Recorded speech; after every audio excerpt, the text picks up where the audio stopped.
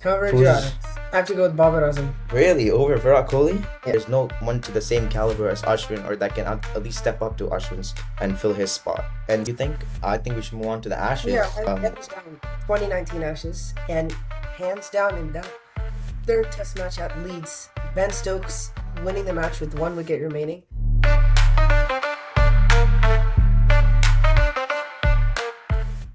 Welcome to the Cricket Podcast. I'm your host Parveen. This is episode 1 of the cricket rivalries and the legends and the legacies of the game. Before we start today's episode, I have a co-host who's going to be joining us today, and that's none other than Rohit Mahabalaji. Welcome, Rohit. Please tell us about yourself. Thank you so much, Parveen, for having me on the show, and hopefully I can make myself available for more of these podcasts. So, my name is Rohit Mahabalaji. I'm currently a U19 USA player, still working towards making it to the national team. My interest from cricket started from, like every other Indian American kid, probably playing on the streets or playing with some random uncles at some parties or whatever. But yeah, that's what sparked my interest for cricket. And now by engaging in a podcast, I'd like to develop my knowledge about cricket rather than just playing the sport. Great. Without further ado, let's kick things off with one of the most intense rivalries actually out there in the game of cricket, which is India versus Pakistan.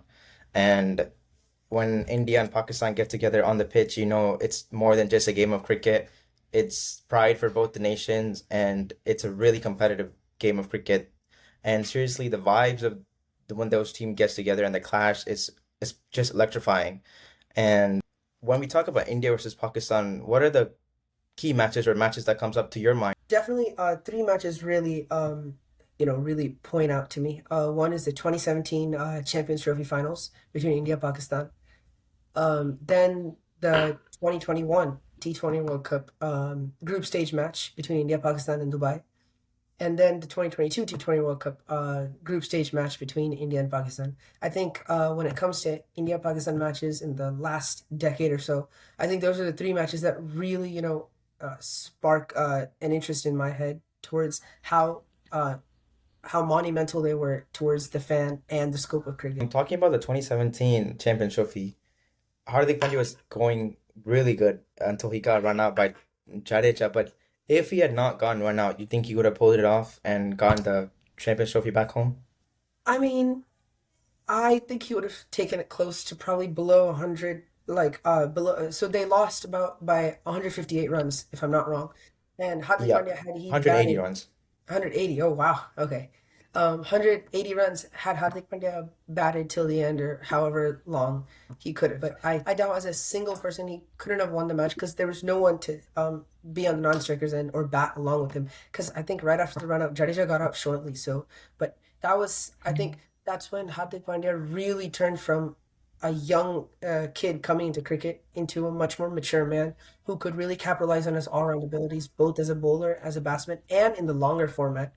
I just want to finish up on the 2017 Champions Trophy Hmm. from Pakistan side.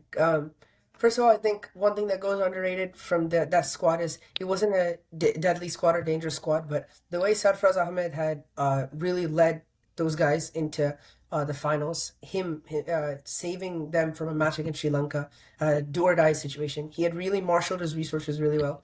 And that finals Hmm. was the rise of Fakhar Zaman, who's now Yeah. probably their most explosive batsman. And also that put an end to Jadeja and Ashwin's careers in ODIs, in my opinion.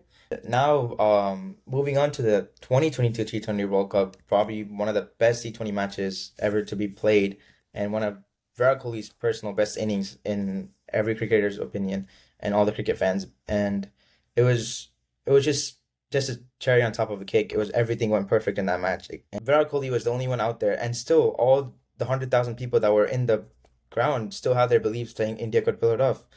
Moreover, the chase master would pull it off. That's what they thought. And what was your opinion on that specific game? Conditions were suitable for the bowlers. Really overcast conditions, bit cold. The ball was assisting the seamers. The ball was swinging. It was seaming off the pitch. Baba and Rizwan were found wanting, and after that, we saw a brilliant knock from Iftikhar Ahmed, Mhm. who I think is really underrated in the scheme of Pakistan's cricket. And Ashdeep had bowled really well.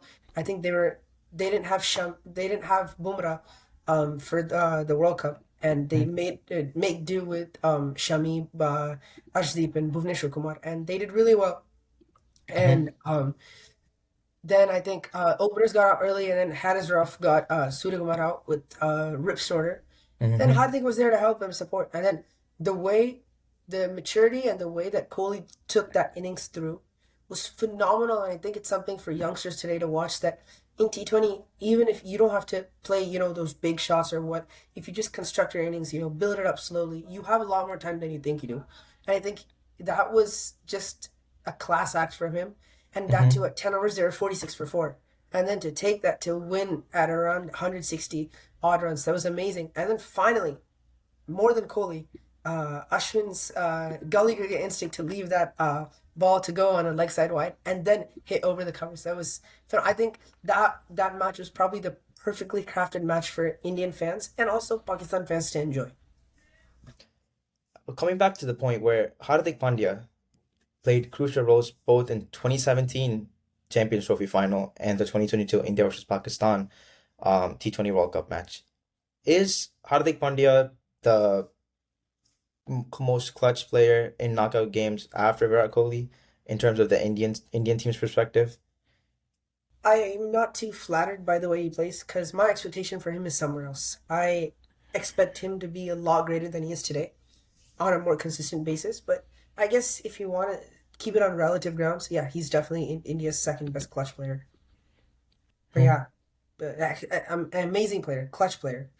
I think we should move on to the Yeah, Ashes. I think we could move on to the next. And so the Ashes, it's one of the most oldest series to be celebrated in the history of cricket. And it started in back in 1882, as many of the cricket fans and experts know.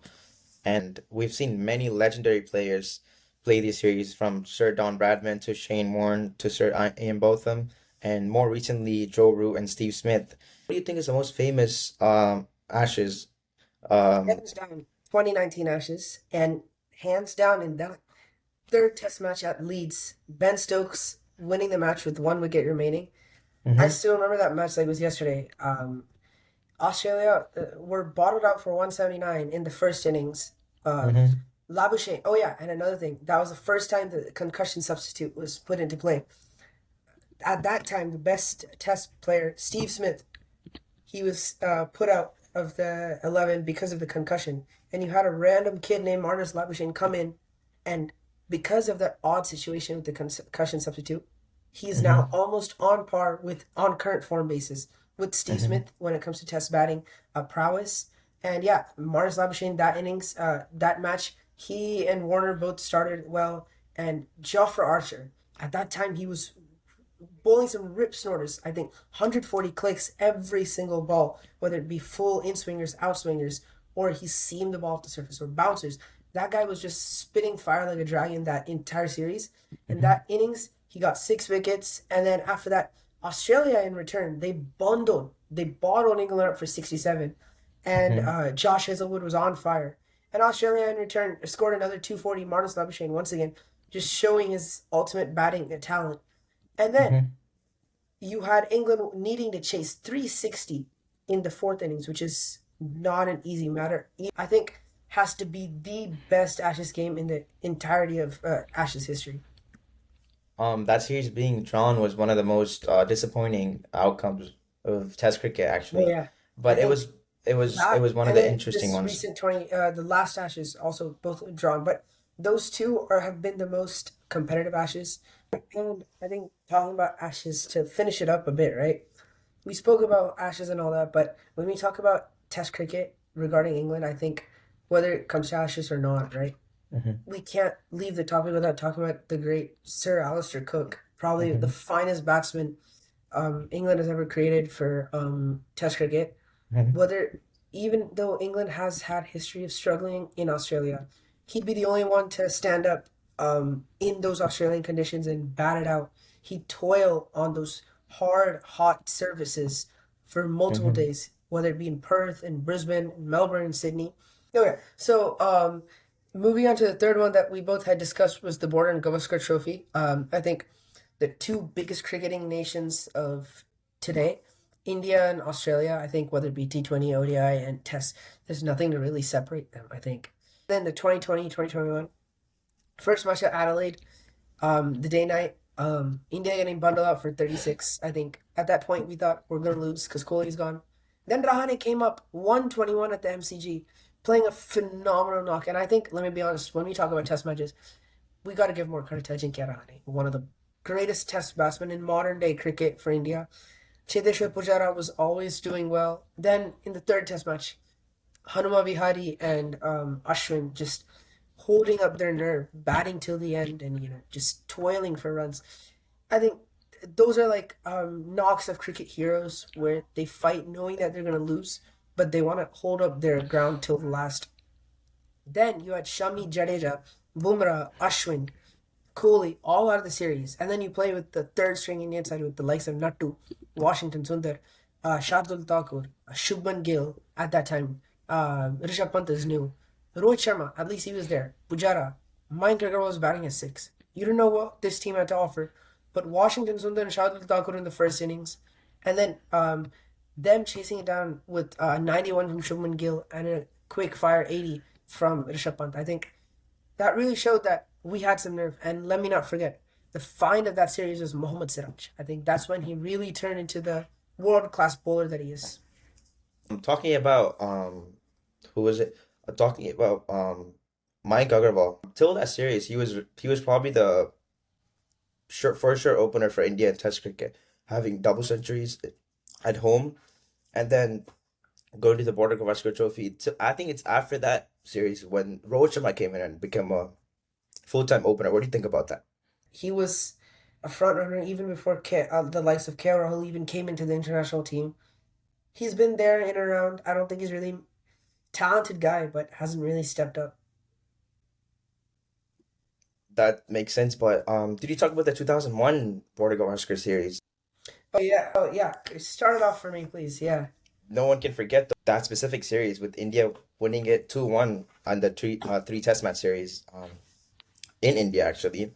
And the first test was played in the Wankhede, and Australia actually won it by 10 wickets with Ricky Ponting scoring 257 runs in that test cricket, which was it was Australia just had the advantage in that game. But the second match, that's Eden when at Gardens. Eden Gardens when VVS Lakshman and Dravid stepped up with Lakshman's 281 and Dravid's 180 with the 300 partnership, which took India over the finish line and got the test Don't forget, opener was Namur Sadagopan Ramesh. Saragopan. Yes, Yeah. he was also in that series, but Personally, I feel after Sunil Gavaskar, Lakshman and Dravid are the two best test batsmen.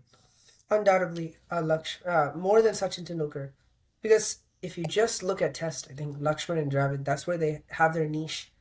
And then Harbhajan Singh, I think we're praising Ashwin for being a hero, for all the accolades and the test records he set, but Harbhajan Singh was a gem of India for sure. and Ashwin getting his 5 wicket haul, being the oldest one to get it, do it in Test cricket at 38 is a big achievement. But if you take for Ashwin, after Ashwin, there's Akshar Patel, but that's he's probably they don't have a backup after Akshar. Yes, there's Washington Sundar, but there's no one to the same caliber as Ashwin or that can at least step up to Ashwin's and fill his spot. Ashwin has the ability to hit the ball flat, toss the ball up. He has variations of different sorts. Washington himself doesn't have that. He bowls it really Mhm. flat. Tanush Kotian does. He has a bit of that. Mano Sutar does. Sai Kishore does. But Aksar, Shahbaz Ahmed, or Kunal Pandya all are one trick ponies. They only bowl one type. And in test matches, that won't work. I think that's it for this episode, Rohit. What do you think? Thank you so much. And hopefully we can, do more of this. Yes. So thank you for tuning into the Cricket Rivalries on Cricket Kid podcast, and we'll have every episode dropping on every Friday actually. And if you want more, and if you want to contact us, actually, it'll be in the description, and our email is contact at thecricketkidpodcast.com. And we are streaming on all platforms. Actually, this is just a beginning to hopefully one of the biggest podcasts in all the streaming platforms. And please don't forget, we are doing a new segment called Wickets and Wisdom, where we'll be having pro cricketers, top coaches, and experts to unlock the wisdoms behind the wickets and on and off the pitch. So please stay tuned for that. And that is it. The Cricket Kid podcast out. Thank you guys.